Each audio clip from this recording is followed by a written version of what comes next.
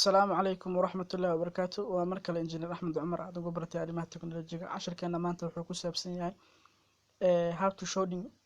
number for imo how to show heading for imo number marka wuxuu ka mid yahay sidaan u arki karnaa number imo qarsan ama qof baa qarsan waxaan ogaaday dabagal dheer markaan soo dad badan inay bahay u qabaan sababta oo qof badan aan arkaysa imo-ga oo kugu jira numberkiisana ma haysid meeshaasna kama arki kartid marka sideen ku arki karnaa qofkaas numberkiisa insha Allah bismillaahi kariim waxaan soo galaynaa imo-geena anagoon isticmaalin wax application ama waxyaalo qaraba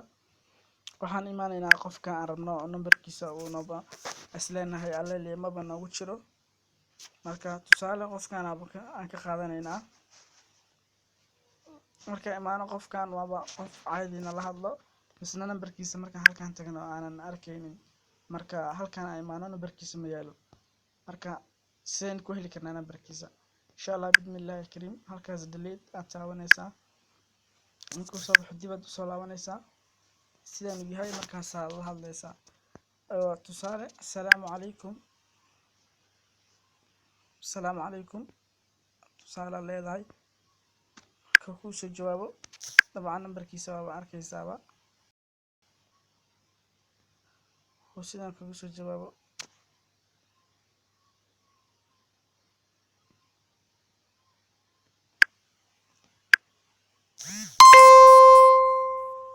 marka dhaadid waa ka numberkiisa sidaas uu noogu soo baxay insha Allah bismillaahi kariim waa aragteen sidaas uu numberkiisa noogu soo baxay marka cashirkeena aad iyo aad u wanaagsan insha Allah bismillaahi kariim ha laga faa'iideysto in badan ha laga faa'iideysto subscribe na journalka la saaro insha Allah bismillaahi kariim waa